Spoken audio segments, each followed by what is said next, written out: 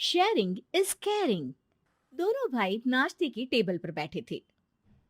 प्रियंका, मेरा नाश्ता कहाँ है? भाभी, मुझे भी ऑफिस के लिए लेट हो रहा है। इस पर प्रियंका किचन में से दोनों के नाश्ते की प्लेट्स लेकर बाहर आती है। लो भाई, आप दोनों का नाश्ता। किसी को भी 1 मिनट का सब्र नहीं है। ये प्रियंका का ससुराल है, जहाँ कोई औरत ना होने की वजह से शादी वाले दिन से ही घर के साथ दोनों भाइयों की जिम्मेदारियां प्रियंका संभाल लेती है। दोनों भाई शांति से नाश्ता कर रहे होते हैं कि अंकुश अपने भाई की प्लेट से पराठे का एक टुकड़ा उठा लेता है। आपको पता है ना, मैं खाना शेयर नहीं करता, फिर भी मेरी प्लेट में से खाना जरूरी है क्या? अरे हद हो गई है, मुझे नहीं खाना अब। अंकुर गुस्से में नाश्ता छोड़कर टेबल से उठ खड़ा होता है। अरे, ये कैसा बिहेवियर है अंकुर? एक टुकड़ा ही तो है। एक हो या आधा, मुझे भूख लगी है तो ये सिर्फ मेरा ही है। उसे भी किसी के साथ शेयर करने बैठा तो भूखा नहीं रह जाऊंगा। अरे बाबा ठीक है, अब इस पर भी लड़ाई। दूसरा बना देती हूँ, पर प्लीज ऐसे खाना बीच में छोड़कर मत जाओ। इससे अन्न का अपमान होता है। ओ प्लीज भाभी, ऐसी कोई चीज होती ही नहीं है। आपके पास पैसे हैं, खरीदो और खाओ। अगर नहीं खाया जाए तो फेंक दो। अरे दुनिया में सब यही करते हैं। अंकुर बैग उठाकर ऑफिस के लिए चला जाता है, जिसके पीछे उसका बड़ा भाई मायूस सा घर में खड़ा रह जाता है।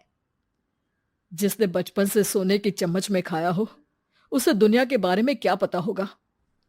वैसे गलती तो हमारी ही है। अगर कभी बचपन में ही सही गलत का फर्क सिखाया होता तो आज ये हाल नहीं होते। आप फिक्र क्यों करते हैं जी?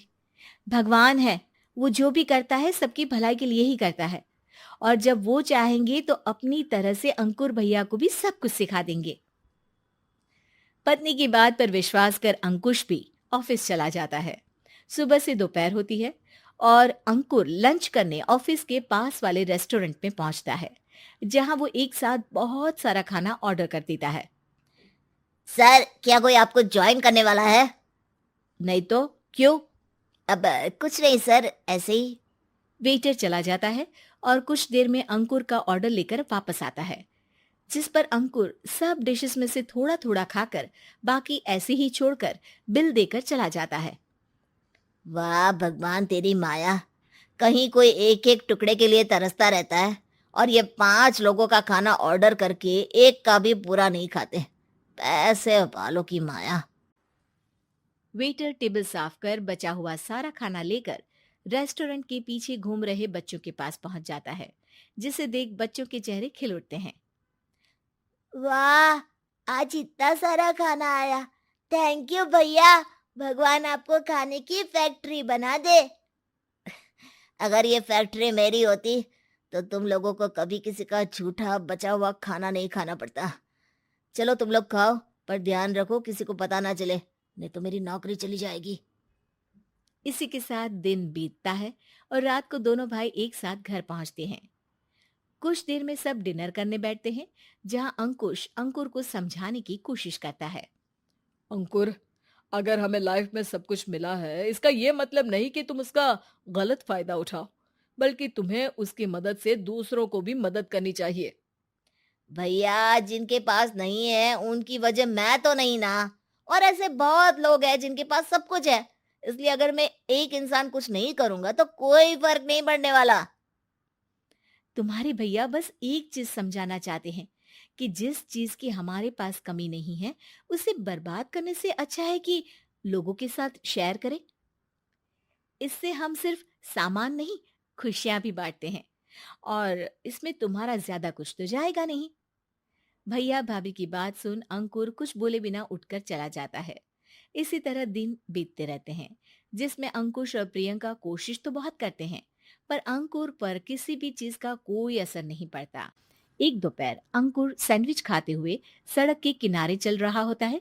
तभी उसकी नजर आइसक्रीम वाले पर पड़ती है और वो सैंडविच सड़क किनारे फेंक आइसक्रीम खरीदने पहुंच जाता है। अब इसे कहते हैं जिंदगी का सुख।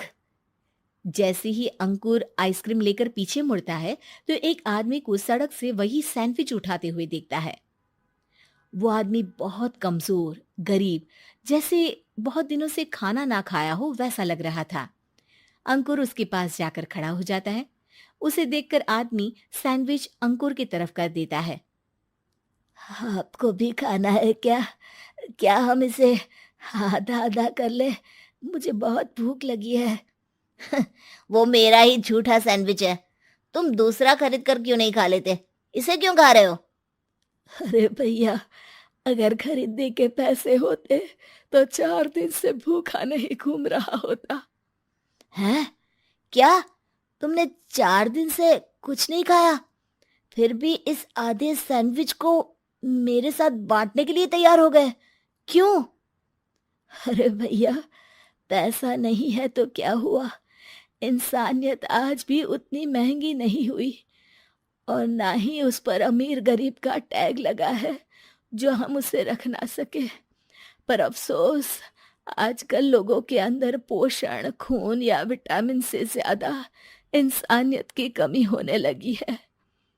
आदमी की बातों से अंकुर को समझ में आ जाता है कि वो आज तक कितना गलत काम करता आ रहा था। इसके बाद से वो अपनी किसी के साथ शेयर नहीं करने और खाने को बर्बाद करने वाली आदत को छोड़ देता है। ऐसे ही मजेदार वीडियोस पाने के लिए हमें लाइक और सब्सक्राइब करें। धन्यवाद।